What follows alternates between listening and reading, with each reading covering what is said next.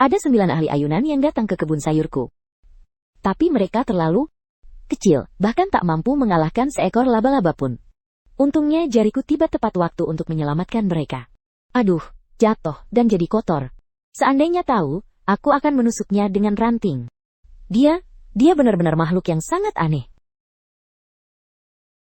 Sihir kacau yang bahkan tak bisa kami lawan dengan menggabungkan kekuatan kami, ke-9 orang suci. Justru dihancurkan seketika olehnya. Terima kasih senior, atas bantuannya menyelamatkan kami. Bolehkah saya bertanya, senior, siapa penguasa dari alam dewa? Kami adalah para praktisi yang naik ke alam ini, dari dunia bawah, Paite. Jika senior tidak keberatan, saya ingin bergabung dengan sekte senior. Mohon senior menerima kami. Ini bukan hanya kesempatan langka yang melampaui takdir, tetapi juga satu-satunya peluang kami untuk bertahan hidup di alam dewa. Para senior yang telah naik ke alam ini di sekitar buku dunia adalah contoh yang harus dihindari. Meskipun kami tidak terlalu cantik, tolong terima kami. Bahkan jika hanya melakukan pekerjaan kasar di sisi Anda pun tak apa. Penguasa Kongmen, saya hanyalah orang biasa yang menderita penyakit mematikan dan hampir mati. Saya tidak memiliki sekte, juga bukan penguasa apapun. Kata-kata itu terdengar biasa saja, namun di telinga para pengikut itu terdengar seperti guntur yang menggelegar. Mereka semakin ketakutan dan bergegas berlutut memohon.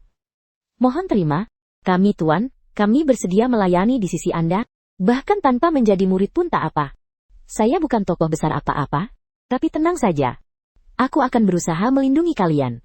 Soal melayani, kita bicarakan nanti. Orang-orang kecil lainnya pun segera mengangguk setuju.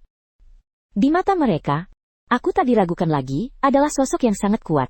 Bisa melayani di sisiku adalah suatu kehormatan bagi mereka. Memainkan dua kelompok orang kecil ini sepertinya cukup seru. Kalau tidak, sayang sekali kalau mereka dibunuh lagi oleh binatang kecil dari Guan. Aku bukan tokoh besar apa-apa, tapi aku akan berusaha melindungi kalian.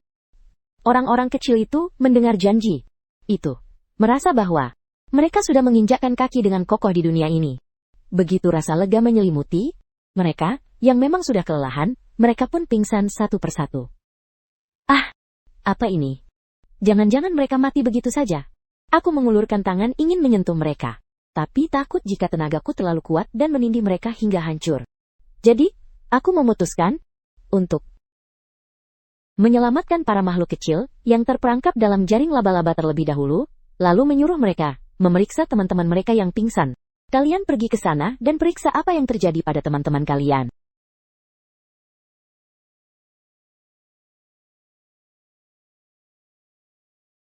Lapor, Tuan. Mereka tidak apa-apa. Hanya saja pertempuran tadi, melawan makhluk kacau, menguras tenaga mereka.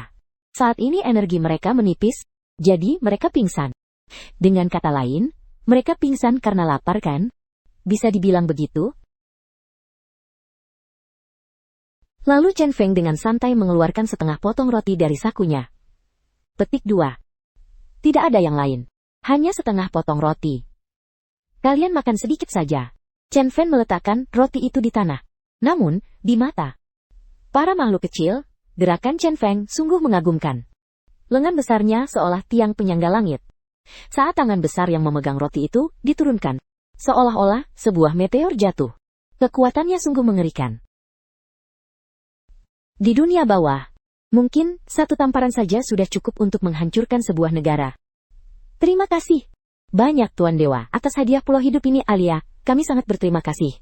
Sama-sama, silahkan, makan santai saja.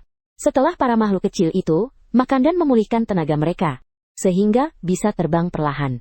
Sungguh menarik, seperti memelihara sekelompok hewan kecil. Setelah kenyang, para makhluk kecil itu memutuskan untuk mendekati sang dewa. Siapa tahu, jika mereka bersikap sopan, mereka bisa menjadi murid sang dewa. Terima kasih dewa atas pertolonganmu menyelamatkan nyawa kami. Kami bersumpah akan mengikutimu sampai mati. Jangan pedulikan roti yang kurang setengah potong itu. Oh ya, hidup di sini cukup berbahaya. Kalian mungkin diserang oleh ular, serangga, tikus, dan semut. Bagaimana kalau saya pindahkan kalian ke lingkungan lain saja? Semua tergantung pada penyair, sulit dipisahkan. Setelah Cheng Feng memegang mereka di telapak tangannya, ia pun berjalan menuju dalam rumah. Namun, Begitu membawanya menjauh 3 meter dari pohon kecil itu, tubuh para makhluk kecil mulai mengering dengan cepat. Dan vitalitas mereka pun hilang seketika. Petik 2. Ah, celaka! Apa yang terjadi ini? Wamja, Nem Siwarahaya, lebih baik kembalikan mereka saja. Sepertinya kalian tidak bisa meninggalkan jangkauan pohon ini jadi tidak bisa bergabung dengan sekte Cheng Feng. Orang-orang merasa kecewa, tapi mereka hanya bisa pasrah. Siapa yang menyuruh mereka lemah dan tak bisa lepas dari pohon batu pencerahan ini? Pohon ini sepertinya tidak biasa. Apakah dunia kita sudah mengalami kebangkitan energi spiritual? Cheng Feng memposting pertanyaan yang membingungkannya di forum dan papan diskusi. Tak lama kemudian, ia menerima serangkaian balasan. Apakah di sekitar rumah kalian ada makhluk kecil yang bisa terbang? Maksudku, seperti di dunia kultivasi yang bisa terbang ke langit dan melintasi bumi. Bertemu dengan iblis atau bidadari, kata Muadakah. Wanita kultivator di antara makhluk-makhluk kecil itu? Jika ada, bisakah memeriksa konstitusi tubuhnya? Ya, lihatlah. Apakah struktur tubuh para dewi kultivator sama dengan kita? Semua jawaban itu tidak bisa diandalkan. Sama sekali tidak membantu. Jika bumi ini tidak mengalami kebangkitan energi spiritual, apakah makhluk-makhluk kecil di kebun sayur itu hanya ada di tempatku saja? Keesokan harinya, aku kembali ke kebun sayur. Tak disangka, hanya dalam semalam, makhluk-makhluk kecil itu sudah berhasil membuat tahu. Hebat sekali. Mereka hanya sedang berlatih. Kalau aku juga bisa menguasai kekuatan para dewa, mungkin penyakitku yang parah bisa disembuhkan. Guru dewa, Anda datang. Itu. Aku hanya ingin bertanya. Apakah metode latihan kalian bisa diajarkan padaku? Guru dewa senior. Apakah tidak masalah jika kalian membagikan metode latihan kalian? Bukan begitu. Hanya saja, Anda begitu kuat. Kamu bodoh. Mungkin dewa hanya ingin melihat saja. Tidak. Sebenarnya aku ingin berlatih metode kalian. Begini, di dunia ini tidak ada metode latihan, dan aku melihat cara kalian berlatih cukup menarik. Jadi aku ingin mencobanya. Oh, begitu. Kami tidak tahu tipe fisik apa yang dimiliki dewa. Metode latihan kami memiliki pendekatan yang berbeda untuk setiap tipe fisik. Jadi, lebih baik kami serahkan semua metode latihan ini kepadamu, biar dewa yang memutuskan sendiri. Baiklah. Para pelaut mulai mengikuti instruksi para makhluk kecil itu. Mengikuti angin, dia menundukkan kepala.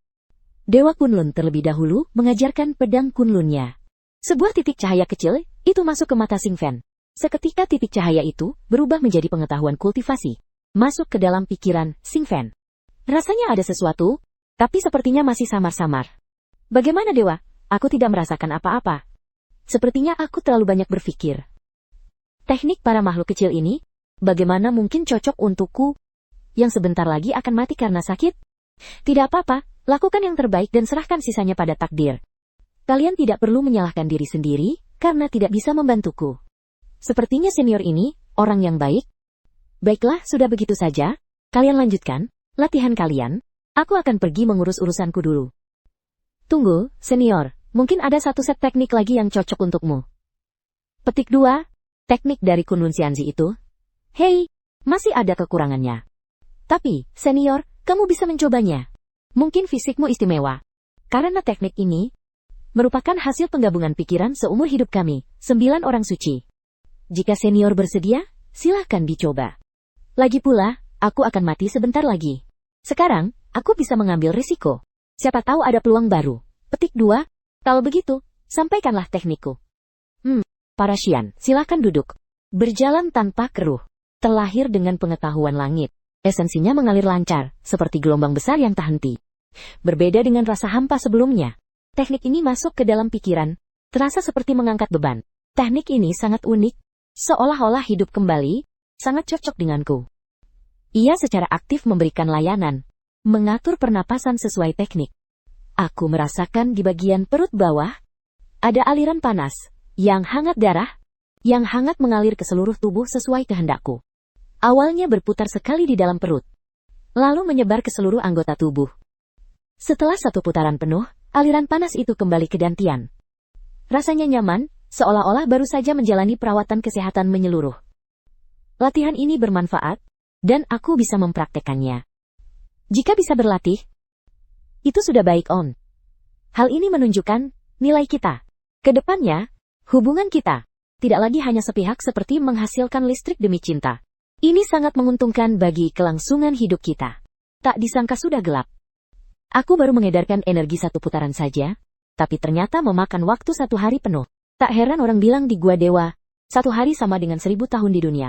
Dan aku bisa merasakan tubuhku membaik. Kekuatan, kapasitas paru-paru, darah, dan energi semuanya meningkat sedikit.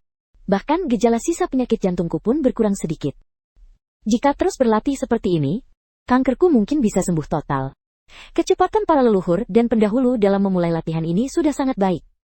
Bila orang biasa, pasti butuh waktu lebih lama. Seberapa jauh tingkat kultivasi saya sekarang? Om, apakah sudah menembus lapisan liangqi? Tanda tanya. Ini. Melihat sikap mereka, saya pasti belum menembus lapisan liangqi. Para dewa tak perlu berkecil hati. Bahan-bahan yang bisa dikultivasikan di dunia ini terlalu sedikit. Atau mungkin aturan dunia ini berbeda dengan dunia bawah. Kecepatan kultivasi yang lambat itu wajar. Selama para dewa dan para senior merasa diri mereka semakin kuat, itu sudah cukup. Yang lain sebenarnya tak perlu dipikirkan. Kultivasi adalah proses yang panjang. Membutuhkan waktu untuk berkembang. Bisa membuat tubuh menjadi lebih baik sudah cukup bagus. Setidaknya ada cara untuk mengatasi penyakit mematikan. Setelah kejadian-kejadian beberapa hari ini, aku menyimpulkan sebuah kebenaran. Dibandingkan dengan urusan hidup dan mati, semua hal di dunia ini hanyalah hal-hal kecil. Baik itu putus cinta, kehilangan seseorang, atau kehilangan pekerjaan. Putus cinta bisa dicari lagi. Kehilangan pekerjaan juga bisa dicari lagi. Teman yang hilang bisa dicari lagi. Hanya nyawa yang hilang, itu sudah hilang selamanya. Perut Chen Feng tiba-tiba berbunyi. Aku mau cari sesuatu untuk dimakan. Kalian tunggu sebentar. Setelah berkata begitu, Chen Feng langsung berlari ke dapur. Dia merebus 3 mangkuk besar mie, menggoreng 10 butir telur, dan menghabiskan seluruh mie yang ada. Dia membagikan sebagian kepada anak-anak sementara sisanya dimakan habis oleh Chen Feng. Baru setelah itu, dia merasa kenyang 80%. Makanan sudah habis, jadi besok baru bisa memikirkan cara untuk membeli barang-barang kebutuhan sehari-hari di pasar. Hari ini adalah hari kedua setelah putus dengan mantan pacar. Ini adalah saat di mana perasaanku paling baik. Mungkin bisa dibilang, ini adalah satu-satunya kali dalam beberapa tahun terakhir di mana hatiku benar-benar bahagia. Dulu, saat bersama Suye, pikiranku terlalu terkuras. Dan tubuhku lelah karena beban kerja yang berat. Sebenarnya, aku tidak benar-benar bahagia. Mungkin berpisah adalah pilihan yang baik bagi kami berdua.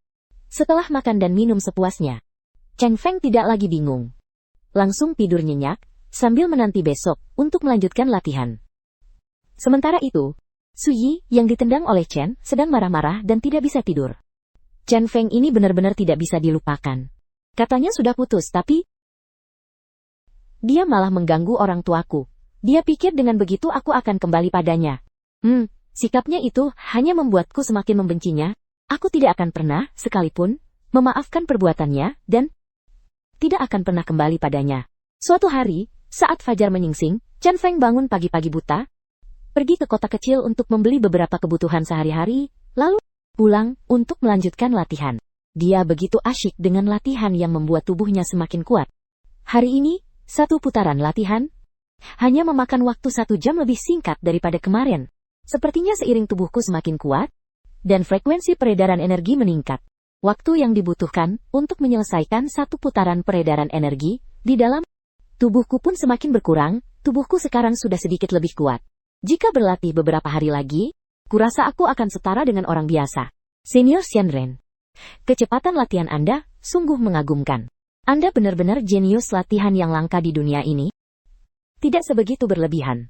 Sebenarnya aku tahu aku masih punya jalan panjang yang harus ditempuh. Senior Xianren bersikap rendah hati. Sebenarnya, orang-orang kecil lainnya juga merasa bakat kultivasi Cheng Feng terlalu luar biasa.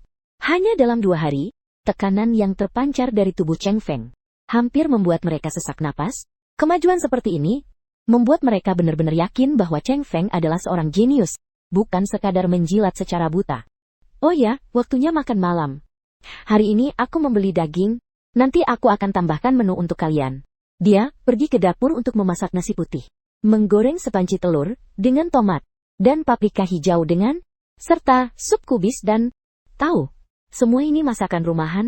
Dia membawanya ke kebun sayur dan makan bersama para makhluk kecil di sana. Para makhluk kecil tidak makan banyak. Hampir semuanya masuk ke perut Cheng Feng. Energi mereka masih terlalu sedikit. Setelah melihatnya, aku harus menambah makanan bergizi tinggi protein, seperti daging sapi. Cheng Feng merasa makanan di depannya kurang berenergi. Tapi para makhluk kecil, satu persatu wajahnya memerah, dan tubuh mereka panas. Makanan ini terlalu berenergi. Aku sepertinya hampir tidak tahan. Makanan ini lebih bergizi daripada sebelumnya. Kalian baik-baik saja? Hanya sepiring tomat tumis telur, dan sepiring irisan daging, dengan paprika hijau yang sederhana saja sudah hampir membuat mereka kekenyangan. Tidak mungkin segitunya, kan? Senior Xianren, jangan khawatir. Kami hanya terlalu rakus makan terlalu banyak. Nanti setelah dicerna, semuanya akan baik-baik saja. Ini adalah kesempatan langka. Jika kami bisa mencernanya, kekuatan kami juga akan bertambah. Tidak heran ini Xian Jian. Apapun yang diambil, semuanya adalah obat penambah energi yang kuat, bisa memulihkan stamina dengan cepat dan meningkatkan tingkat kultivasi. Hanya saja, makan terlalu banyak bisa bikin perut kembung. Senior Xian, biasanya kamu makan ini, tak heran fisikmu begitu mengerikan. Hanya dengan kekuatan fisik semata, kamu bisa menghancurkan segalanya. Dunia Xian memang masih banyak hal yang tak kita ketahui. Dunia ini sebenarnya seperti apa? Benar-benar tak bisa dipahami. Makhluk apa saja yang bisa hidup di dunia seperti ini? 9 orang kecil itu dengan susah payah bangkit. Duduk bersila di tanah sambil mengerahkan tenaga untuk mencerna makanan yang telah dimakan. Hingga 10 menit kemudian, mereka akhirnya mencerna kekuatan di dalam tubuh mereka. Xian Pedang tanpa nama bangun lebih dulu. Petik 2. Bagaimana? Masih baik-baik saja? Suara menggelegar Chun Feng. Menggema dari atas kepala, menggema ke seluruh langit. Terima kasih atas perhatian Guru Xian. Saya baik-baik saja. Tidak hanya mencerna kekuatan di dalam tubuh. Tingkat kultivasi saya juga sedikit meningkat.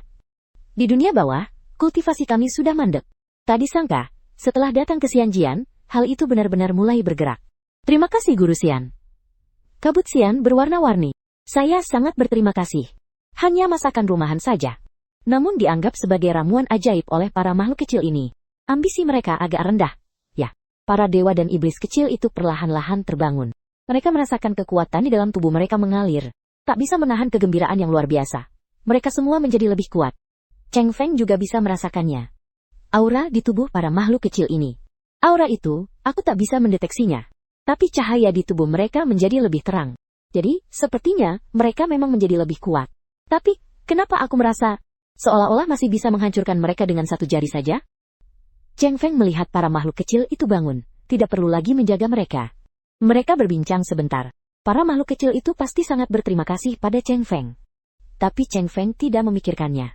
Dia melanjutkan urusannya sendiri. Awalnya, dia ingin melanjutkan latihan. Setelah berpikir sejenak, dia sadar bahwa menyelesaikan satu putaran latihan akan memakan waktu hingga larut malam. Dia tidak bisa tidak beristirahat, jadi dia membatalkan niatnya. Saat senggang, dia merasa tidak ada yang bisa dilakukan. Jadi dia mengambil cangkul dan mulai menggarap tanah di halaman. Kebetulan, tenaganya juga menjadi jauh lebih besar. Sebelum berlatih, aku saja lelah saat memotong rumput. Sekarang, menggali tanah dengan keras ternyata sangat mudah. Aku tidak tahu. Apakah penyakit parah yang kuderita juga telah teratasi?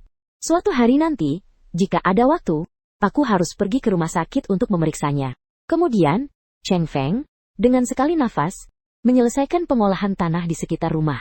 Latihan orang lain adalah bertarung melawan manusia, melawan iblis, melawan langit, melawan bumi, dan melawan takdir. Mereka berebut menjadi pencuri besar, bertarung di jembatan kayu tunggal. Berbagai pertempuran yang kejam. Namun saya melatih hati. Malah digunakan untuk menggali tanah. Jika hal ini tersebar, pasti akan jadi bahan tertawaan sesama praktisi. Untungnya, di dunia ini tidak ada orang lain yang melatih hati. Hanya saya sendiri. Beberapa hari berikutnya, dia terus berlatih. Membersihkan rumput liar, dan menggali tanah. Selain di sekitar rumah, di dekatnya masih banyak tanah kosong. Setiap hari berlalu dengan penuh makna. Selama itu, keluarga paman sesekali datang berkunjung, tapi tidak lama tinggal.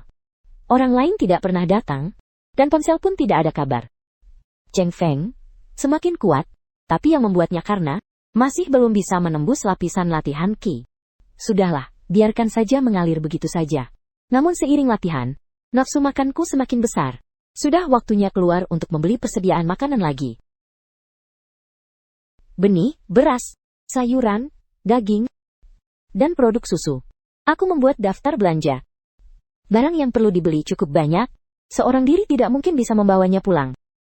Harus meminjam mobil paman. Dengan membawa daftar belanja, Cheng Feng berjalan menuju rumah paman. Hari ini, rumah sakit di kota mengirimkan surat yang mengatakan bahwa Xiao Feng sakit, bahkan kanker, waktunya tidak lama lagi. Tak heran dia ingin kembali ke desa. Ternyata bukan hanya karena putus dengan Bibi Su. Aku tidak tahu apakah keluarga Bibi Su tahu soal ini.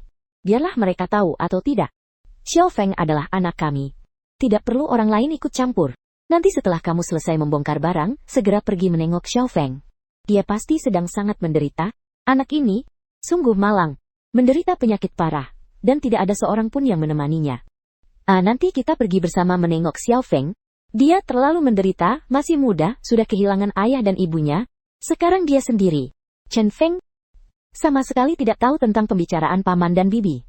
Dia sedang menuju rumah paman. Dia juga tidak merasa menderita, dan selama ini dia sangat bahagia. Bebas dari ikatan pekerjaan, benar-benar menemukan jati dirinya, dan bersantai. Petik 2. Tolong. Cepat bantu. Siapa yang bisa bantu? John Fan terkejut dan langsung berlari ke halaman. Dia menemukan paman-paman, tertindih oleh sebuah becak yang terbalik dan penuh dengan batang jagung. Seluruh tubuhnya tertimbun di dalamnya. Hanya kepalanya yang sedikit terlihat di luar. Istrinya, yang panik, tidak peduli lagi dengan uang. Xiao Feng, itu. Kamu. Cepat cari bantuan. Kamu sendirian. Bibi belum selesai berbicara. Tiba-tiba Chen Feng berjongkok.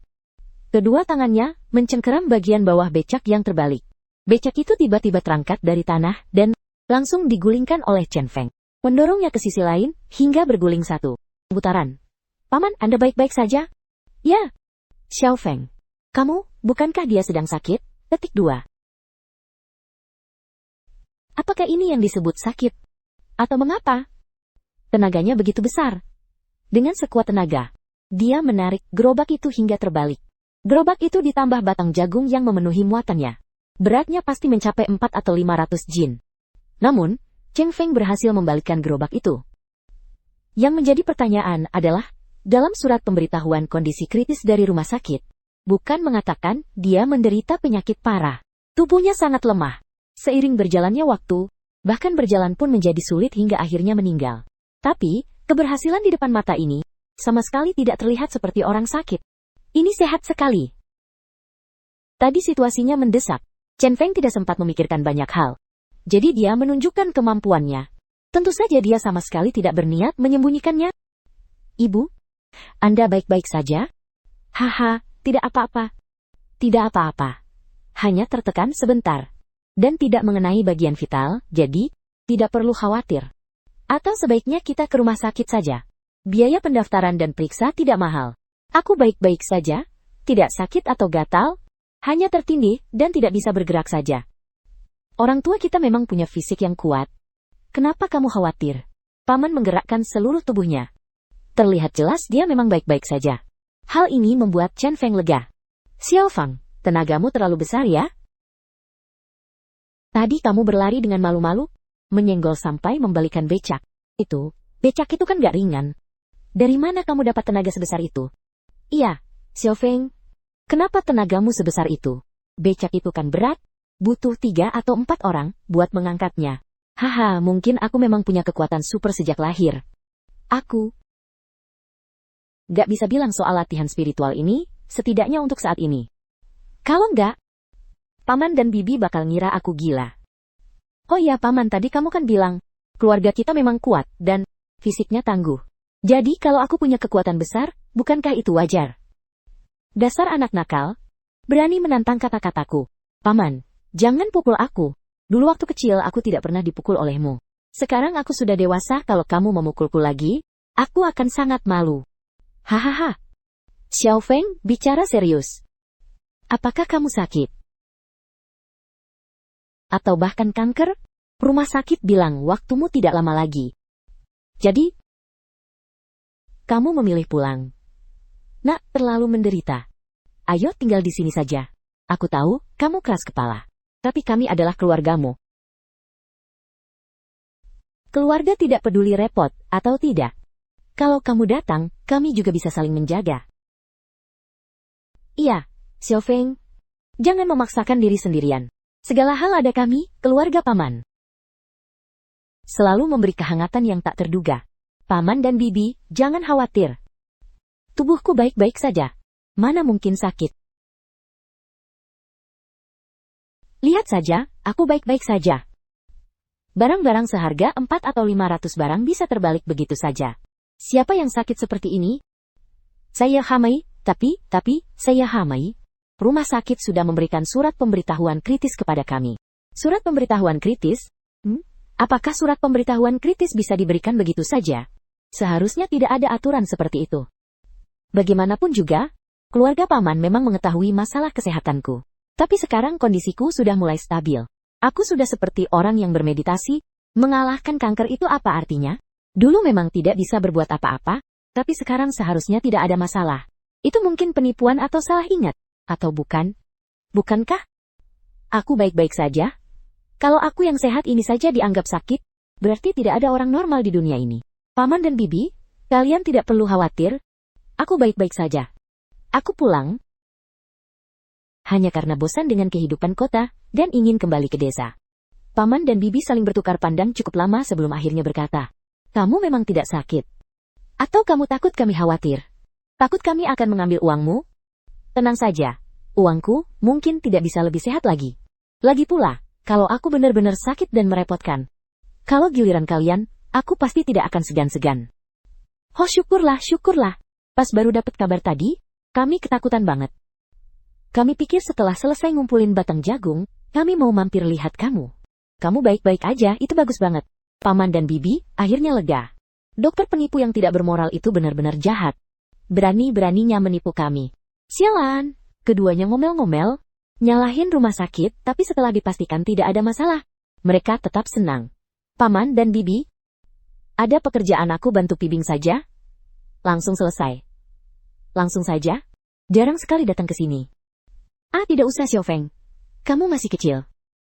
Jangan lakukan pekerjaan berat. Bantu paman saja sudah cukup. Aku sudah berusia 27 atau 8 tahun. Kamu bilang aku masih anak-anak. Tapi di mata orang tua, anak muda tidak pernah tumbuh dewasa. Cheng Feng bersikeras ingin membantu. Karena dia kuat, dia dengan cepat mengumpulkan 1 gerobak batang jagung. Paman melihatnya, dan benar-benar percaya bahwa Cheng Feng mungkin tidak sakit. Jadi dia juga tidak berpura-pura sopan. Sayang, kalau tenaga sebesar itu tidak dimanfaatkan. Kebetulan penggiling batu di rumah roboh, aku sendiri tidak bisa mengangkatnya. Kalau ada pekerjaan berat, serahkan saja padaku. Cheng Feng tersenyum sinis. Lalu sendirian, mengangkat batu penggiling seberat lebih dari 500 jin. Benar-benar, gen keluarga Lao Cheng sangat kuat. Tidak hanya kemampuannya yang hebat, tapi tenaganya juga luar biasa. Sebelum menjadi kultivator, jangan bilang mengangkat beban. Bahkan naik ke tempat tidur pun susah. Ternyata selama ini aku benar-benar patuh. Setelah itu, Chen Fen melihat mereka tidak khawatir. Lalu meminjam mobil untuk pergi ke Zhengshan, membeli kebutuhan sehari-hari. Setelah membeli barang-barang di daftar belanja, Chen Fen mengembalikan mobil ke rumah paman besarnya. Lalu, kembali ke rumah untuk mulai berlatih. Sekarang, setelah menyelesaikan 1 putaran zutian, ternyata baru lewat pukul 4 sore. Kecepatan berlatih meningkat setidaknya 2 kali lipat. Nanti, dalam 1 hari, bisa menyelesaikan 2 putaran zotian atau lebih. Setelah selesai berlatih, Cheng Feng baru saja tiba di kebun sayur. Dan mendapati Xianzi Kunlun dan Xian Pedang, tanpa nama bersiap untuk bertukar jurus. Xianzi Kunlun, kita berdua, yang pertama kali menembus batas. Mari bertukar jurus sebentar. Untuk melihat hasil latihan kita belakangan ini, kita hentikan saja saat sudah cukup ya. Xianzi Kunlun ini sangat cantik. Adapun proporsi tubuhnya, itu benar-benar memukau. Baik influencer yang berlebihan menggunakan filter kecantikan di ponsel, maupun bintang yang tidak memiliki sudut mati dalam foto, dari segala arah. Tidak ada yang secantik Xianzi Kunlun. Namun satu-satunya kekurangannya adalah dia terlalu muda. Sebenarnya sudah lama aku ingin belajar seni pedang. Dari pedang suci tanpa nama, pertarungan terakhir kita terjadi di dunia bawah. Saat itu kita bertarung dari jarak jutaan mil. Dan sejak saat itu, aku selalu ingin mencari kesempatan untuk bertarung denganmu secara serius. Kunlun Xianzi sangat tangguh. Dia membangun reputasi gemilang sekte Kunlun di dunia bawah dalam waktu singkat. Dan itu bukan hanya karena kecantikannya. Di dunia bawah, dia dipuji sebagai wanita terhebat sepanjang masa. Itu telah menyinggung perasaan. Pedang tanpa nama mengubah satu pedang menjadi ribuan pedang. Ribuan pedang putih kecil bermunculan dari belakang kepalanya, menyapu langit dan bumi menuju Bidadari Kunlun. Nakisi Cecea, Kunlun Xianjue. Bidadari Kunlun menyatukan kedua tangannya, sebuah bola cahaya raksasa melingkupi dirinya. Di atasnya, mengalir berbagai simbol ramalan. Serangan Bidadari Kunlun. Laba-laba, namun, rentang peningkatan kekuatan simbol-simbol itu terlalu kecil. Dengan kekuatan mereka saat ini, mereka tetap tak mampu mengalahkan laba-laba yang mengejar mereka sebelumnya. Di bawah pohon kecil, Kunlun Xianzi dan pedang tanpa nama telah bertarung sengit. Pedang-pedang itu seolah ingin menenggelamkan Kunlun Xianzi. Namun setiap pedang yang menyentuh bola cahaya simbol Kunlun Xianzi terlempar atau langsung hancur berkeping-keping. Kunlun Xianzi. Sun Longfu, seekor monster berbentuk perunggu, menerjang dari bola cahaya rune Kunlun Xianzi menuju pedang bintang tanpa nama. Kunlun Xianzi memang memperoleh banyak manfaat. Setelah berkata demikian, pedang bintang tanpa nama membentuk jari pedang, menyusun segel bintang terbalik. Jalan pedang Xuan membuka pedang api sebesar jari. Dari energi yang terkonsentrasi, dan naga biru bertabrakan dengan keras. Dengan ledakan keras, keduanya hancur bersamaan. Sementara itu, pedang suci tanpa nama dan Bidadari Kunlun terlempar oleh ledakan tersebut. Tebakanku benar. Kau bukanlah orang yang dimaksud saat itu, melainkan reinkarnasi dari Yang Mulia zaman dahulu. Jika tidak ada halangan, kau pasti adalah Li Qinghuan, sang suci pedang dari golongan tulang. Jalan pedang suci tanpa nama dipenuhi dengan aura Yang Mulia zaman dahulu. Itu adalah kenangan Bidadari Kunlun saat muda saat memasuki alam rahasia dan mengalami patah hati. Ingatannya masih segar, sehingga nyaris tewas karenanya. Kunlun Xianzi memang memiliki kebijaksanaan besar, tapi tak bisa menyembunyikannya darimu. Aku sudah lama curiga kau bukan orang yang dimaksud saat itu. Ternyata tak bisa dihindari. Para ahli zaman purba telah menebak, hanya kursi Dewa Jin yang bisa membukanya. Jadi kami terpaksa tunduk. Ini sepertinya menyangkut rahasia besar di dunia kultivasi. Tapi bagi Chen Feng sepertinya tak berarti apa-apa. Tunduk tanpa tahu-tahun. Namun demi naik ke langit di tempat aneh bernama bintang biru ini. Demi tujuan ini, kalian benar-benar berjuang sekuat tenaga. Saat aku berada di jalan Weijing, aku pernah diserang secara diam-diam oleh Yang Mulia Tulang, hampir saja nyawaku melayang. Sejak saat itu, aku bersumpah. Pasti akan menemukan sisa-sisa Yang Mulia untuk membalas dendam. Para bidadari, jangan salah paham. Li Qinghuan selalu jujur dan terbuka. Orang yang menyerangmu secara diam-diam adalah orang lain. Dia bukan takut pada Xianzi Kunlun yang membalas dendam, melainkan hanya tidak ingin terjadi perselisihan internal di alam abadi yang berbahaya ini. Sekarang, bersatu untuk bertahan hidup adalah hal yang paling penting. Aku, Li, tidak pernah ikut campur dalam pertikaian di alam Qiankun. Dan kau juga tahu itu. Kata-kata seorang orang suci memiliki bobot yang besar, tidak perlu berbohong. Xianzi Kunlun mengalihkan pandangannya ke para orang suci di sekitarnya. Apakah di antara mereka ada sisa-sisa Zunzi tulang? Diterpa tatapan tajamnya. Para orang suci mengkerutkan kening, namun tak banyak bicara. Sebagai sesama orang suci tertinggi, mereka memiliki mental yang sangat kuat. Tak akan menganggap diri mereka lebih lemah dari orang lain. Bahkan jika lawannya adalah orang suci wanita, terhebat sepanjang masa. Angin musim semi memandang rendah para orang kecil itu. Tak disangka, di antara mereka sendiri, sebenarnya masih ada perselisihan. Para pesaing, pemburu, dan konspirator. Demi naik ke surga. Demi bisa hidup hingga waktu naik ke surga yang tepat. Mereka merencanakan intrik sejak ribuan tahun lalu, dan membantai banyak orang kuat. Ini terlalu jauh bukan? Jika ditulis menjadi novel, setiap orang kecil ini bisa menjadi tokoh utama. Pengalaman mereka mungkin tak akan habis ditulis bahkan dalam jutaan kali. Dendam masa lalu biarlah disisihkan dulu. Namun, itu tak berarti aku lemah.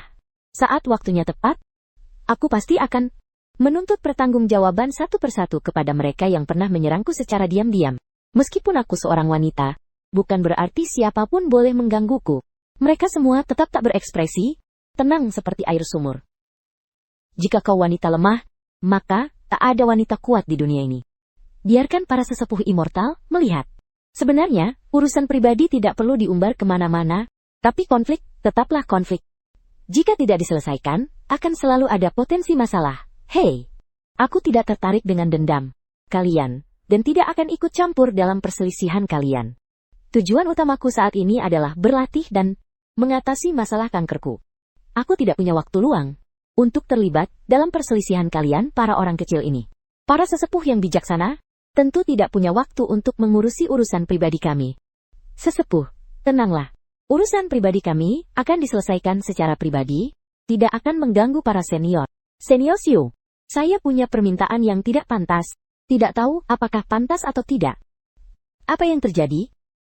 Belakangan ini latihan spiritual saya membuahkan hasil dan saya merasa kekuatan saya meningkat pesat. Saya ingin menantang senior untuk melihat di mana posisi saya di dunia ini. Tidak tahu apakah senior bersedia memberi petunjuk sedikit. Li Qianhuan ternyata ingin menantang saya. Tidak salah dengarkan? Kamu ingin menantang saya? Bukan benar-benar menantang, hanya ingin menguji kekuatan diri sendiri. Biarkan senior memberi petunjuk tentang latihan saya. Wah, kata-kata tadi terlalu ceroboh. Kata tantangan tidak boleh diucapkan sembarangan. Jika dewa benar-benar menerima tantangan ini, menampar saya sampai mati pun tidak ada yang akan protes. Tantangan hidup dan mati tidak masalah. Kemampuan saya memang meningkat pesat, tapi jarak dengan dewa tetap seperti langit dan bumi. Semalam tidak ada urusan, jadi saya terima tantanganmu. Bukan tantangan, saya salah bicara. Saya tidak mau mati. Senior, tolong beri ampun. Tenang saja, silakan gunakan kekuasaanmu. Aku juga ingin melihat sejauh mana kekuatan kalian setelah menembus batas. Jangan sebut kata tantangan lagi. Hatiku berdebar. Xiao Bei memohon kepada Li Qingshuan untuk menggunakan seluruh kultivasi seumur hidupnya. King Huan Jiandao. Ribuan pedang terbang muncul dari ketiadaan, padat seperti hujan panah. Ukurannya bahkan lebih besar dari bola basket. Tak terhitung pedang terbang melesat ke arah Cheng Feng. Hal ini membuat para orang suci yang hadir terkejut. Jelas, saat bertarung dengan Kunlun Xianxi tadi, Li Qingquan tetap menahan diri dan tidak menggunakan kekuatannya. Dia ternyata sekuat itu. Gelar pedang suci pertama zaman purba memang pantas disandangnya. Namun, saat bola panah itu menghantam ujung jari, Chen Feng dengan sekejap menghancurkan ribuan panah itu. Di mana ribuan panah itu? Li Qingshuan memusatkan jalan pedangnya. Sebuah pedang cahaya yang dipenuhi simbol-simbol purba muncul. Dengan dukungan sumber daya terpilih, Li Qingshuan bahkan menggunakan simbol-simbol jalan kebenaran sumber dayanya untuk memperkuat pada pedang raksasa itu. Meskipun disebut pedang raksasa, ukurannya sebenarnya hanya sedikit lebih besar dari 2 jari. Hati-hati sinya. Li Qingshuan menyatu sepenuhnya dengan pedangnya. Pemandangan kuno bermunculan di seluruh tubuhnya. Ini adalah pengetahuan kuno. Konon, saat langit dan bumi tercipta, runa pedang paling presisi terukir dalam tubuhnya dapat berubah menjadi energi pedang sumber, serta melampaui kekuatan seorang suci. Ternyata Li Qingshuan berhasil mendapatkannya. Keterikatan dengan Buddha memang tak main-main. Kartu asnya memang kuat. Tak heran dia disebut pedang suci pertama di masa lampau. Para suci yang menyaksikan terkejut, meski Li Qingshuan telah menyatu dengan pedangnya. Pedang cahaya dari simbol lukisan itu tetap dihentikan oleh Cheng Feng. Sebuah guci pecah dan hancur seketika. Li Qingshuan terjatuh dari jalan dan terhempas ke tanah. Orang-orang kecil tercengang. Para sesepuh Xian, itu terlalu menakutkan. Li Qingshuan menggunakan begitu banyak cara, namun tetap tak mampu mengalahkan monster di antara monster. Apakah kau menjadi lebih kuat? Kenapa? Aku tidak merasakan apa-apa. Seranganmu masih sama seperti dulu. Mungkinkah penambahan kekuatannya terlalu sedikit? Sehingga aku tidak merasakannya? Aku sudah mengalami transformasi. Kau malah bilang tidak merasakannya? Benar-benar gagal. Faktanya, memang tidak terasa. Seberapa besar perbedaan kekuatan Li Qingshuan yang dulu dan yang sekarang? Melihat ekspresi Chen Feng, sepertinya dia tidak sedang mengejek, melainkan hanya mengatakan fakta. Hal ini membuat para pengikut merasa semakin merinding. Siapakah sebenarnya sosok Xianren senior ini? Kekuatannya sungguh luar biasa. Para pengikut kecil sekali lagi menyadari kesenjangan antara diri mereka dan Chen Feng. Setelah berbincang sebentar dengan para pengikut, semua kembali melakukan aktivitas masing-masing. Chen Feng menanam benih yang dibeli dari pasar ke tanah, menanam sayuran favoritnya sesuai rencana. Sayuran biasa biasanya bisa dipanen dalam 1 atau 2 bulan. Sebelumnya, saat Cheng Feng pulang, dia masih khawatir tidak bisa makan sayuran yang ditanamnya sendiri. Sekarang dia sangat percaya diri. Setelah menanam sayuran dan makan, Cheng Feng pun beristirahat. Keesokan harinya, dering telepon membangunkannya dari tempat tidur. Dia meraba bantalnya cukup lama, hingga menemukan ponselnya. Halo? Siapa ini?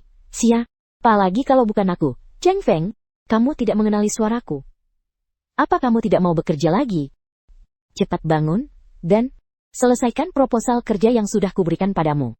Klien sangat mendesak proposal ini. Kalau kamu berani mengacaukannya, bonus bulananmu akan hilang. Kalau itu atasan, aku langsung pergi. Tunggu, aku kan sudah resign. Kenapa harus peduli sama orang ini? Apa karena tubuhku terlalu dikuasai pekerjaan? Sampai pikiran pun jadi terbiasa. Aku kasih kamu 2 jam, terbiasi Weiderdi, aku mau lihat hasilnya. Kalau tidak, bonusmu dipotong. Pergi saja sialan. Potong saja? Siapa yang peduli sama bonus sialanmu? Kalau bisa kerja, pergi saja. Pergi sana. Mengganggu mimpi indah orang di pagi buta. Kamu gila ya? Setelah mengumpat, langsung matikan telepon. Satu kata, puas. Lega. Ini adalah percakapan paling menyenangkan yang pernah aku alami dengan atasan di perusahaan ini. Benar-benar pepatah itu. Melepaskan etika pribadi, nikmati hidup yang tak bermoral. Tanpa etika, aku benar-benar bisa memuaskan diri sendiri. Setelah tanpa etika, suasana hatiku jadi jauh lebih baik. Atasan itu menelpon lagi. Cheng Feng mengangkat telepon. Petik 2. Baik-baik kamu ini, Cheng Feng, kamu berani-berani bicara begitu padaku. Kamu mau berhenti kerja, ya? Tahu nggak ada berapa banyak orang di luar sana yang pengen kerjaan ini? Sekarang juga beresin barang-barangmu, dan pergi. Berani maki aku, ya sudah, apa masalahnya? Ngapain pura-pura jadi orang sukses? Di depan orang lain kamu kelihatan oke, tapi di kantor kamu, nggak ada artinya. Gaji sebulan cuma segitu, tapi kamu bertingkah kayak lagi ngasih sedekah. Aku kasih kerjaan ini buat tukar nilai, bukan ngandelin sedekah gaji buat nyari makan. Kamu ini apa sih? Atau menu, sok berkuasa. Dengan mata sipit dan hidung bengkokmu itu, tak heran istrimu kabur sama orang lain. Yang parah kamu sendiri nggak sadar kalau kamu jelek. Tahu nggak? Kamu kayak kodok di selokan. Katak di dasar sumur yang bermimpi jadi angsa putih. Kamu cuma mimpi di siang bolong. Ternyata orang nggak beretika memang paling bahagia. Kalau nggak suka langsung nyerang itu bikin hati senang. Nggak bisa. Kau sudah tamat. Kau telah menyinggungku. Aku lihat bagaimana kau bisa bertahan di perusahaan itu. Aku akan memotong semua bonusmu. Aku akan membuatmu mengerjakan pekerjaan paling melelahkan. Aku akan membalas dendam padamu dengan keras. Otakmu benar-benar sakit ya. Siapa yang mau bertahan di perusahaan bodoh itu? Aku sudah lama resign. Kau pasti bodoh ya? Setelah berkata begitu, Cheng Feng langsung menutup telepon. Siapa yang mau bekerja saat sedang bersenang-senang? Mantan atasan perasaanku sangat baik. Bahkan matahari di luar pun tampak begitu manis. Aku sangat curiga bahwa alasan aku tidak bahagia dulu adalah karena menanggung terlalu banyak tekanan psikologis. Bahkan menderita kanker pun mungkin karena penindasan yang berkepanjangan. Melupakan pertarungan dengan mantan atasan. Cheng Feng seperti biasa berjalan ke kebun sayur. Setiap hari, dia akan memeriksa keadaan para makhluk kecil. Lagi pula, hidup di sini cukup berbahaya. Siapa tahu para makhluk kecil diserang oleh kucing atau anjing liar. Jika menghadapi monster ini, para makhluk kecil belum tentu bisa selamat. Hal pertama yang dilakukannya setiap bangun tidur adalah memeriksa apakah makhluk-makhluk kecil itu masih hidup. Baru kemudian, dia bisa berlatih dengan tenang.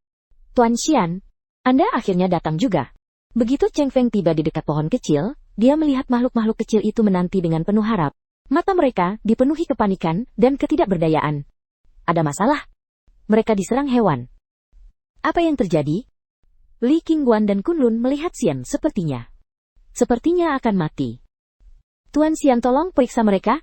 Mereka diserang makhluk jahat. Bukan sepertinya. Tapi mereka sakit. Sakit? Apa alasan ini? Makhluk non-hidup bisa sakit. Baru pertama kali dengar makhluk non-hidup bisa sakit. Tapi wajar juga. Karena makhluk non-hidup ini memang tidak normal.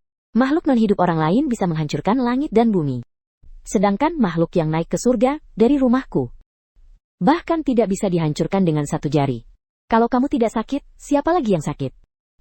Penyakit apa ini yang begitu parah, hingga bisa membuat dua makhluk yang naik ke surga hampir tewas? Tak lama kemudian, Xianxi Kunlun dan Li Qingxuan dibawa keluar oleh para suci lainnya. Keduanya terbaring lemah di atas tandu yang terbuat dari anyaman rumput liar. Tampak lesu. Tandu anyaman rumput liar itu memang sangat sederhana. Tapi itulah alat terbaik yang bisa dibuat oleh para makhluk non-hidup saat ini.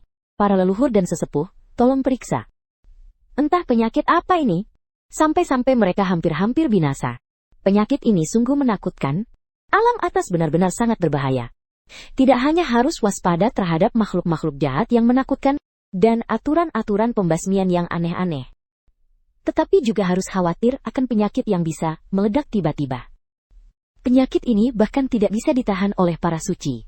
Apalagi bagi makhluk-makhluk rendahan, jangan bicara soal sakit.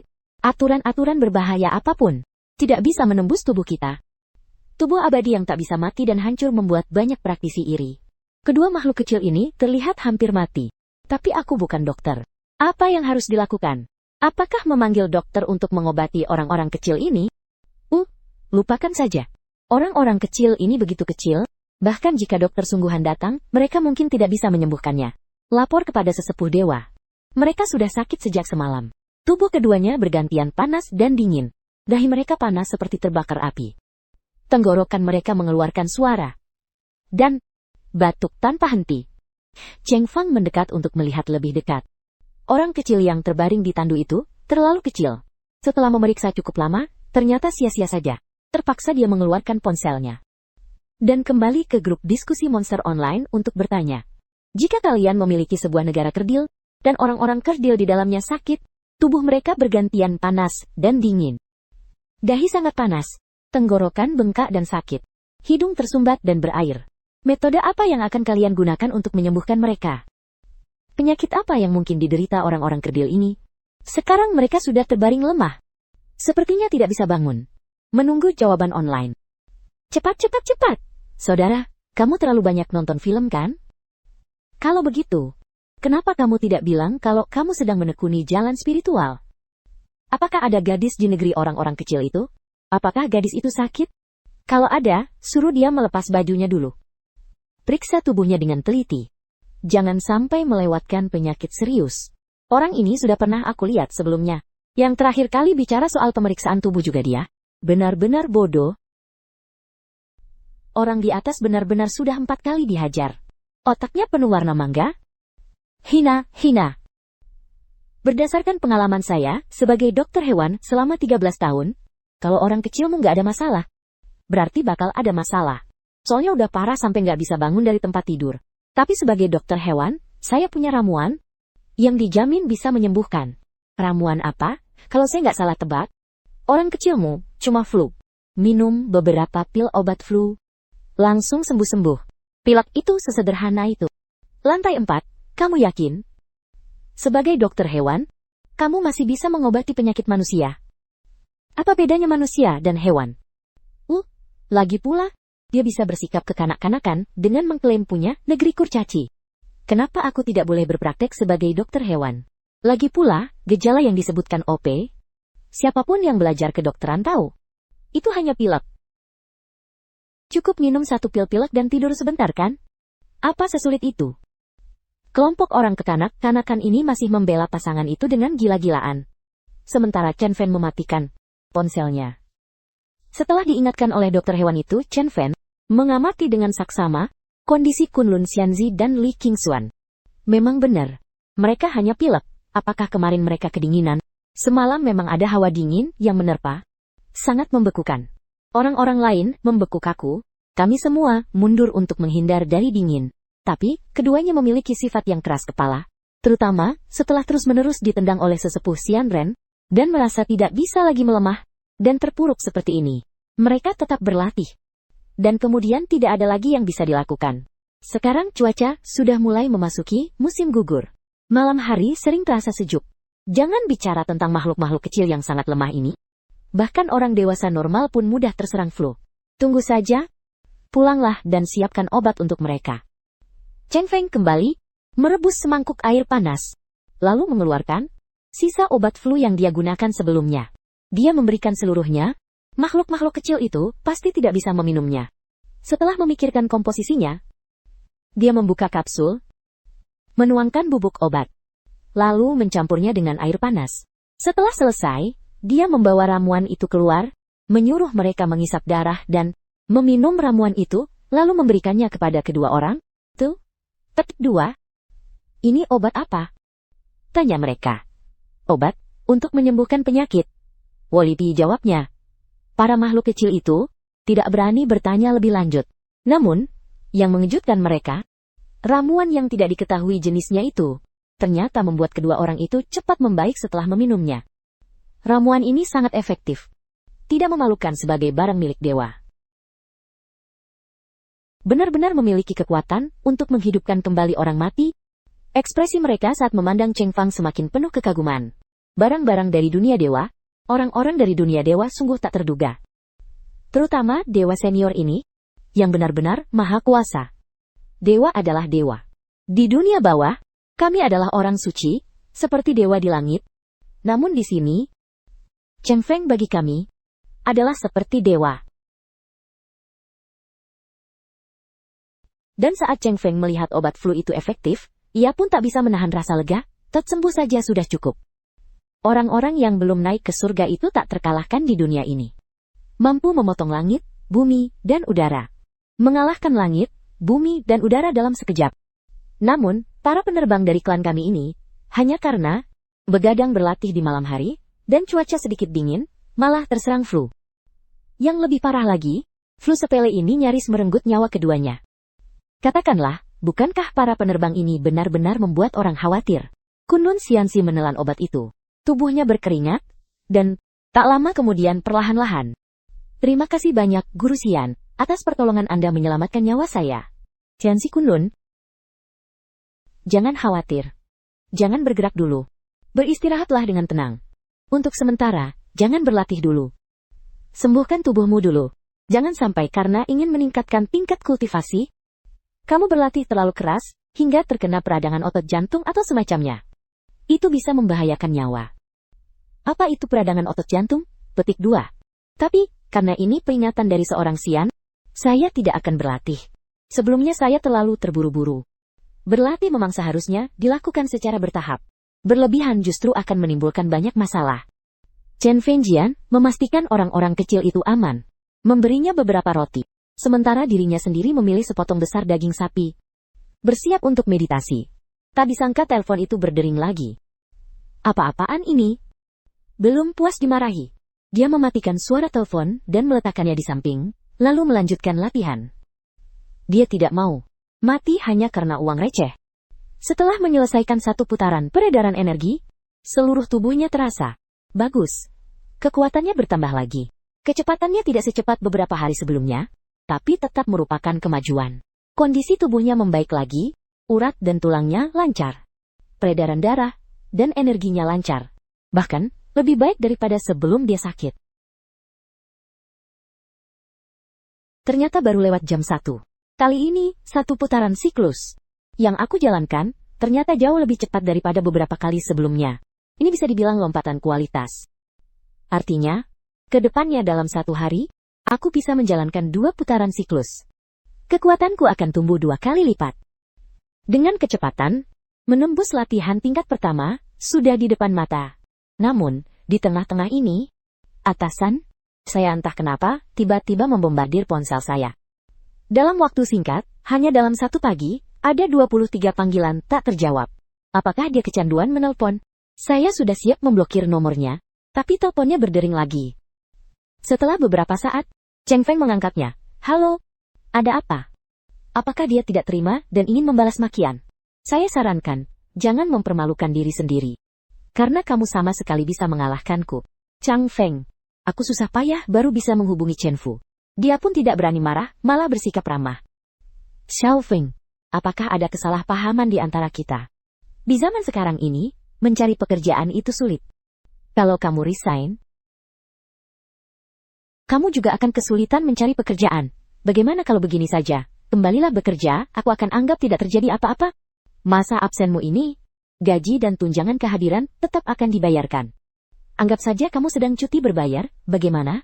Guru-guru sudah pergi, jadi siapa yang mau masuk ke tim sialan itu, silakan saja. Aku tidak mau melayani mereka lagi. Lagi pula, perubahan sikap pemimpin ini terlalu menjijikan. Pasti bukan untuk kebaikan sendiri. Sudahlah, cari orang lain saja. Aku tidak mau kembali ke perusahaan sialan itu. Oh ya, bisanya kamu merendahkan diri untuk bekerja sama denganku. Q, kembali bekerja. Apakah ada masalah dengan proyek? Apakah kamu menyadari bahwa tanpa aku, tidak ada yang bisa menangani posisi itu? Ya, tapi hanya mengandalkan magang pemula itu, yang tidak tahu apa tapi pura-pura tahu. Orang licik yang cuma bisa menjilat untuk naik pangkat dan gaji. Apa yang bisa dia lakukan? Mendengar kata-kata Chen Fen, pemimpin itu, Yuse, diam sejenak. Ternyata tebakanku benar. Xiao Feng, kamu juga tahu perusahaan sedang kesulitan. Jadi, tolong bantu kami. Kembali dan selesaikan proyek ini. Kalau mau pergi, silahkan saja. Awalnya aku pikir orang licik itu, dan magang pemula itu hebat. Bisa menggantikan Cheng Feng. Siapa sangka mereka cuma omong kosong. Begitu Cheng Feng pergi, departemen mereka hancur total. Kalau kamu nggak balik, proyek ini bakal gagal. Perusahaan kita mungkin juga susah bertahan. Apa kamu salah paham? Apa ada yang perlu dibesar-besarkan di antara kita?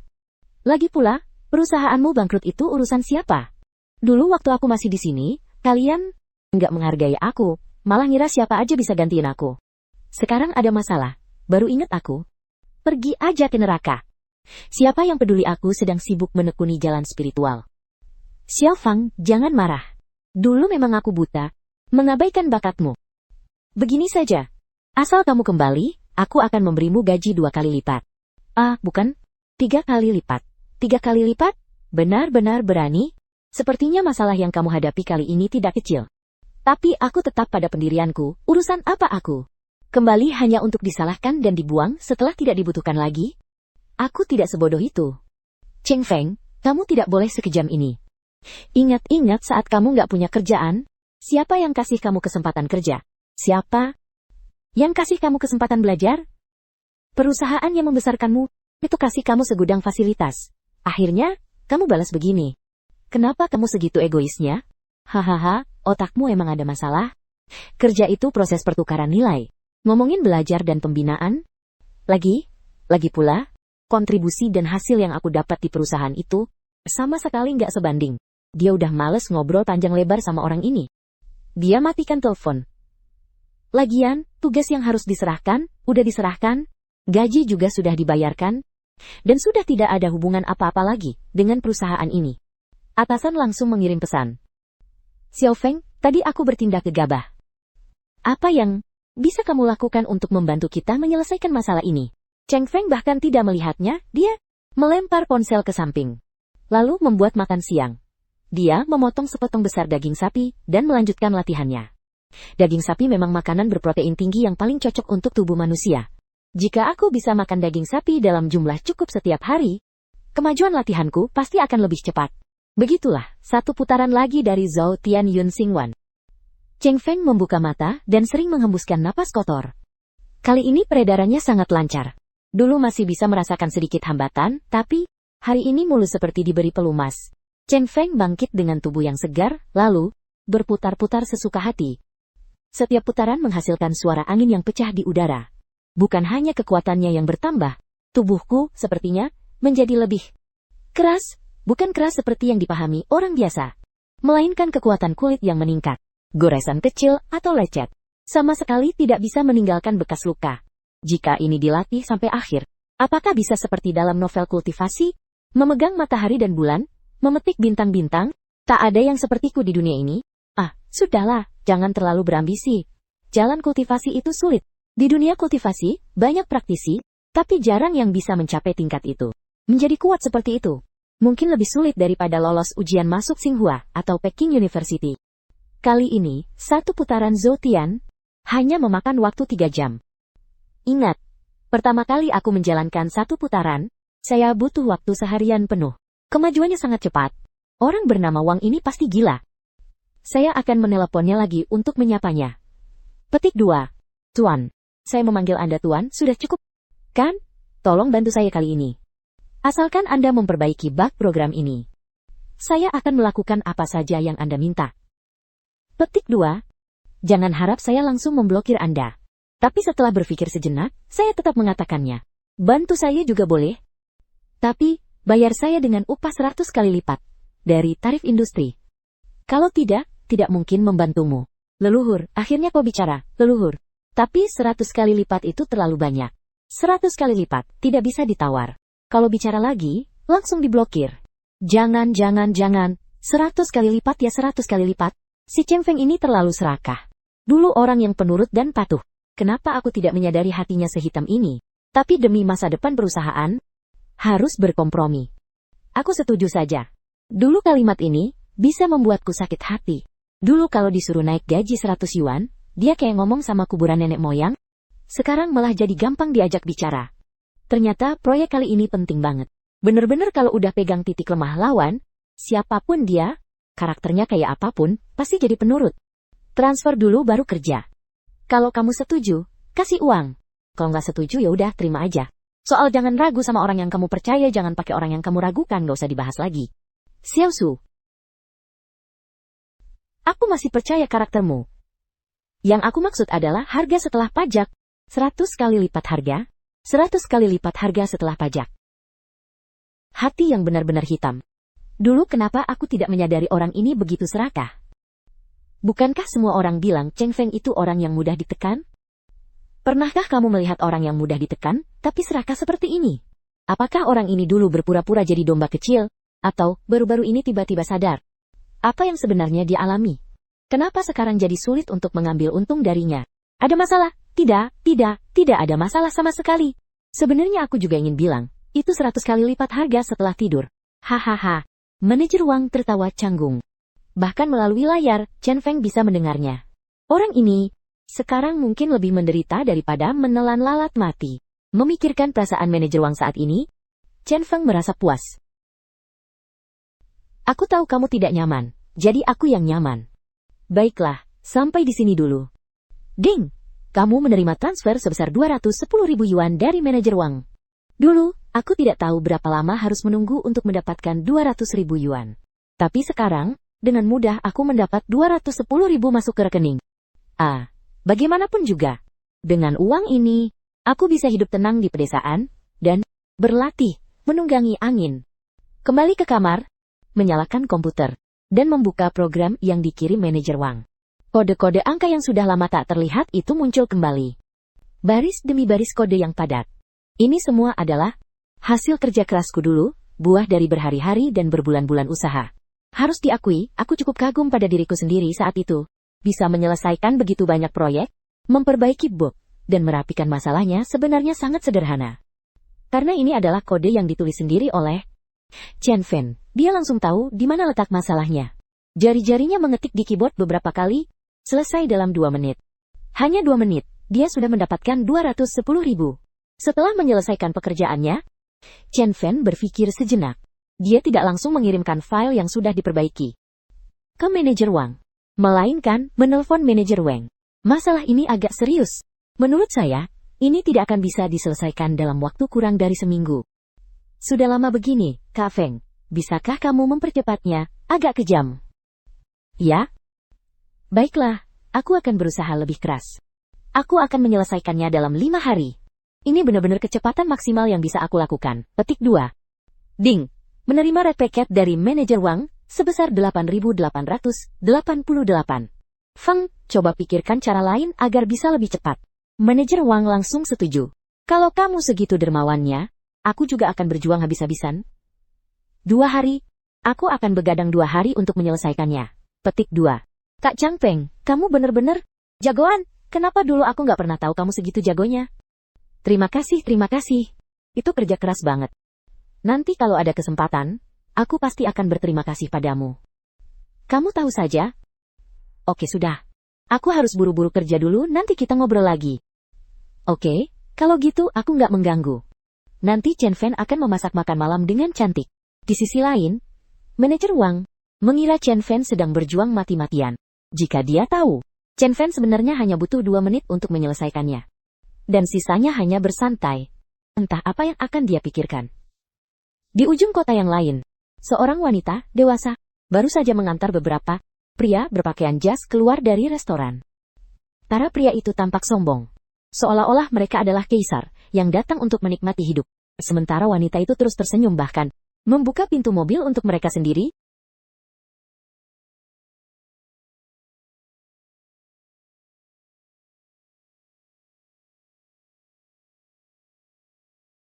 Palin hati-hati, Palin selamat jalan. Setelah para pria itu pergi dengan mobil mereka, wanita itu baru menghentikan senyum palsunya, tapi kegembiraan di wajahnya tetap terlihat jelas. Satu lagi, transaksi berhasil. Komisi dari transaksi ini, kalau dihitung-hitung, bisa mencapai 2.500. Bulan ini gajiku pasti lebih dari 10.000. Aku tidak tahu apa yang sedang dilakukan Cheng Feng sekarang. Orang desa itu pasti sedang bertani. Aku tidak tahu apa masa depannya jika kembali ke desa. Komisi 1 transaksi dariku saja. Lebih banyak daripada penghasilannya bertani selama 3 bulan. Tapi dia sudah tidak bisa diselamatkan. Astaga, benar-benar tidak punya ambisi. Aku sangat bersyukur telah putus dengannya. Aku semakin merasa bahwa putus kali ini adalah pilihan paling tepat dalam hidupku. Lagi pula, aku dan Cheng Feng sudah bukan orang dari dunia yang sama lagi. Saat kita bertemu lagi nanti, mungkin status kita akan sangat berbeda. Tapi, yang tidak diketahui Su Yi adalah, setelah Cheng Feng pulang ke kampung halamannya, dia tidak jatuh miskin. Dia hanya menerima 1 pesanan saja. Dan langsung mendapatkan lebih dari 200.000 yuan. Yang paling mengejutkan, dan menggembirakan bagi Cheng Feng tentu saja bukan uang 200.000 yuan itu, melainkan perasaan menjadi lebih kuat setelah berlatih kultivasi. Tanpa disadari, 2 hari telah berlalu. Dengan suara gemuruh, Cheng Feng tiba-tiba berseru kaget. Aku telah menembus tingkat pertama latihan Qi. Rasanya ada tenaga tak terbatas di tubuhku. Meninju seekor sapi bukanlah masalah. Bahkan aku bisa mencabut gunung dan mengguncang dunia. Tuan Xian, Anda telah menembus. Anda telah menembus tingkat pertama latihan Qi. Para pengikut yang menyaksikan penembusan itu merasa tekanan yang belum pernah mereka rasakan sebelumnya. Tekanan itu berasal dari garis keturunan. Seolah-olah seekor binatang buas tingkat tinggi menghadapi seekor binatang buas tingkat rendah. Dengan garis keturunan lemah. Sepertinya dia memang telah menembus tingkat pertama latihan Qi. Tingkat pertama latihan Qi yang sangat kuat. Bukan hanya dia, para penerbang lainnya juga terkejut. Tingkat pertama latihan Qi Cheng Feng. Berbeda dengan yang kami pahami. Ini adalah tingkat pertama latihan Qi. Dari dunia para dewa. Aku bertanya-tanya, mengapa dewa senior begitu lama tidak menembus tingkat itu? Ternyata hasil latihannya berbeda dengan kami. Hasil latihannya jauh melampaui, dan berbeda dengan pemahaman kalian tentang tingkat latihan Qi. Lalu apa yang sebenarnya aku latih ini? Belum pernah terjadi sebelumnya. Belum pernah dilihat. Bagaimana jadinya? Tidak akan ada masalah kan? Kami juga tidak tahu bagaimana jadinya, tapi pasti akan sangat kuat. Melebihi imajinasi. Lagi pula, ini adalah metode latihan yang diciptakan bersama oleh 9 orang suci kami. Tidak mungkin lemah. Kelompok orang-orang kecil yang mengajari aku berlatih ini, ternyata tidak tahu kondisi aku saat ini. Lalu bagaimana sebenarnya jalan masa depanku nanti? Mungkin aku bisa menyempatkan diri pergi ke rumah sakit untuk memeriksakan diri, melihat apakah kankerku masih ada. Sekarang kekuatanku sudah mencapai tingkat pertama. Jadi bisa bersantai sejenak. Uang, aku sudah mendapat lebih dari 200.000. Cukup untuk makan, pakaian, tempat tinggal, dan transportasi. Tuan senior, mungkin karena kamu berlatih sihir abadi, dan berlatih sihir abadi, dengan fisik abadi, akan memberikan hasil yang berbeda. Seharusnya begitu. Berlatih menjadi abadi di dunia ini, pasti berbeda dengan dunia makhluk kecil. Jika kekuatan dan jangkauan sama, 9 orang suci, Sudah terbang ke sini, dan mengubah dunia ini menjadi datar? Mengapa bisa selemah ini? Oh? Begitu mengukur cuaca. Saya merasa, tubuh saya berevolusi. Benar memang berevolusi. Sepertinya telah melepaskan diri dari spesies aslinya dan berevolusi menuju arah manusia, super. Saya bisa mendengar kicauan jangkrik dari jarak ratusan meter. Menentukan lokasinya, dengan akurat. Dan bahkan dari semak-semak yang rimbun, saya bisa langsung melihat tubuh jangkrik yang tersenyum. Cukup dengan meninju sekali. Tyson pun harus memanggil saya kakak. Ini baru latihan level pertama saja sudah memberi saya perasaan seperti ini. Jika di dunia maya, dia pasti semakin menantikannya. File dikirim ke manajer Wang. Pengiriman file berhasil. Wah, Kak Feng benar-benar tepat waktu. Seperti yang dijanjikan, 2 hari ya 2 hari. Bahkan sudah membicarakan soal uang. Terima kasih banyak. 2 hari ini pasti kamu lelah sekali kan?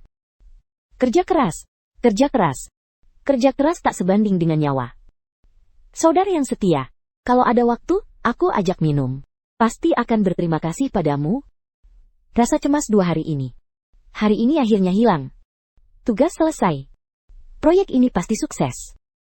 Perusahaan terdaftar ini punya masa depan cerah. Kita sudah beres, bayar tunai, barang diserahkan. Manajer Wang, silahkan lanjutkan pekerjaanmu. 2 hari ini, agak lelah. Aku mau istirahat dulu. Baik-baik saudaraku, cepat istirahat, jangan sampai kelelahan. Kalau ada apa-apa hubungi lagi. Menutup WeChat, Cheng Feng memutuskan untuk jalan-jalan sebentar di desa. Ternyata di tepi kolam, ada batu besar menimpa seseorang. Paman Chen, untungnya belum meninggal. Harus diakui, Paman benar-benar orang yang luar biasa. Dia bisa menyelinap ke bawah batu. Hal seperti itu, orang biasa tidak bisa melakukannya. Paman Chen, apa kamu baik-baik saja? Cheng Feng memanggil beberapa kali. Paman Chen, dengan susah payah, membuka matanya. IT, tolong, Cheng Feng, cepat selamatkan aku. Aku tertimpa batu, dan tidak bisa keluar. Teleponlah. Orang desa. Bantu aku keluar. Chen Feng baru saja ingin berkata sesuatu, tapi Paman Chen, karena terlalu terkejut, pingsan lagi. Dan tidak sadarkan. Teleponlah orang-orang desa. Tunggu sampai mereka datang. Mungkin kamu sudah jadi mayat. Haruskah aku bilang kamu beruntung atau sial? Sialnya, kamu terjepit batu. Beruntungnya, kamu bertemu denganku. Sialnya, belakangan ini sepertinya setiap kali kekuatanku meningkat, aku selalu menghadapi berbagai hal aneh. Seolah-olah aku diliputi oleh aura protagonis. Semakin kuat, semakin banyak masalah yang muncul, lalu aku harus menyelesaikannya dengan kekuatanku. Apakah ini hukum alam untuk menjadi lebih kuat? Sulit dibayangkan. Apakah di masa depan saat aku semakin kuat, aku akan mengalami hal-hal seperti dalam novel zombie perkotaan. Dimanapun aku pergi, selalu ada adegan pamer dan penghinaan. Misalnya, saat pergi ke mall untuk membeli wortel, aku akan ditantang oleh pelayan yang mengatakan aku tidak mampu membelinya, lalu dihina habis-habisan. Atau saat berjalan di jalanan, selalu ada 1 atau 2 pemuda yang mendekat untuk dipukuli demi menunjukkan nilai protagonisku. Atau misalnya, saat berjalan-jalan dengan seorang gadis, selalu ada orang kaya yang cemburu, lalu dia berjongkok, menancapkan jari-jarinya ke bawah batu, dan dengan gerakan seperti menari panggung, dia mengerahkan tenaga sekuat tenaga. Batu itu ternyata perlahan terangkat dari tanah. Batu ini lebih berat dari yang kubayangkan. Mungkin karena tekanan di tubuhku sudah hilang. Paman Chen perlahan terbangun. Tadi, bukankah aku melihat Chang Feng? Dan menyuruhnya menelpon orang desa untuk menyelamatkanku. Kenapa dia tidak terlihat lagi? Dan batu di tubuhku juga hilang? Mungkinkah ini kilasan terakhir? Sebelum mati, mengira aku akan selamat. Padahal aku akan mati. Dia menoleh untuk melihat kondisi batu itu, dan tiba-tiba menyadari bahwa Cheng Feng seperti semut yang mengangkat batu berukuran beberapa kali lipat lebih besar dari tubuhnya. Saat Cheng Feng perlahan-lahan mendorong batu itu menjauh, dagu Dr. Chen ternganga kaget. Sial, ini benar-benar kilasan terakhir. Aku benar-benar akan mati. Apa yang aku lihat? Aku bahkan melihat Cheng Feng mendorong batu itu pergi. Dia merasa seperti sedang gila. Matanya berkunang-kunang. Tak bisa menerima kenyataan ini, lalu pingsan lagi. Hanya 2 kata yang bisa menggambarkan nasib sialnya. Cheng Feng tak menghiraukan reaksi gila Paman Chen. Batu itu akhirnya menjauh dari Paman Chen dan Cheng Feng. Setelah selesai, Cheng Feng mengambil telepon dan menelpon paman besar. Apa? Chen Danyu terluka? Kita segera bawa orang ke sana. Mendengar Chen Danyu terluka, mereka langsung mengetuk pintu rumah demi rumah, memanggil para pria kuat di desa. Dengan tergesa-gesa mereka tiba di lokasi. Halo paman-paman, Paman Chen sepertinya terluka parah. Jangan digerakkan sembarangan. Dia perlu diangkat dengan tandu ke rumah sakit. Aku tidak punya alat di sini. Jadi kita harus menunggu kalian. Semua orang bersatu. Petik 2. Bukankah Chen Danyu tertimpa batu raksasa? Kenapa dia bisa keluar? Di mana orangnya? Batu itu tidak menimpanya kan? Tadi tertimpa. Mungkin karena pusat gravitasi batu tidak stabil. Ke sisi lain, aku mengungkitnya dengan cangkul, dan batu itu terbuka. Aku kira Paman Chen pasti sudah mati. Untung dia beruntung. Benar. Tentu saja benar. Apa? Mungkin aku bisa mengangkat batu seberat beberapa ton? Manusia tidak mungkin sekuat itu. Ayo cepat bawa Paman Chen ke rumah sakit. Jangan sampai terlambat. Ada yang dalam keadaan kritis. Tapi saat itu juga, Chen Danyu membuka matanya, melirik sekeliling kerumunan orang, dan akhirnya matanya tertuju pada wajah familiar Cheng Feng. Sebuah perasaan mendadak meluap di hatinya. Sambil menunjuk ke arah Cheng Feng, dia berbicara dengan penuh emosi. Cheng Feng, salahkan aku. Dia bukan manusia. Dia mengangkat batu itu. Mengangkatnya. Sial, dia benar-benar menyalahkanku. Melihat Chen Danyu seperti itu, semua orang tidak menganggapnya serius. Aduh, si Danyu ini benar-benar malang. Sudah mulai bicara ngawur nih. Mungkin terlalu terkejut. Cepat bawa ke rumah sakit. Kalau terlambat, bagaimana kalau otaknya rusak? Benar. Benar, Paman, karena kalian sudah datang, aku tidak akan ikut ke rumah sakit. Aku masih ada urusan. Kalau ada urusan, silahkan urus saja. Jadi, Cheng Feng pun pulang dan melanjutkan latihannya. Keesokan harinya, dia menyadari bahwa waktu yang dibutuhkan untuk menyelesaikan satu putaran siklus energi semakin singkat. Sebelumnya, sejak berkurang menjadi 3 jam, tidak ada perubahan lagi.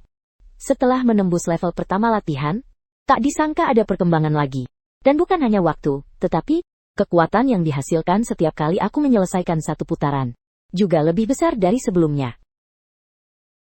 Jika terus berlatih dengan kecepatan ini, dalam beberapa waktu ke depan, batu seperti kemarin, itu mungkin bukan hanya didorong, tapi benar-benar diangkat. Baru ini namanya berlatih.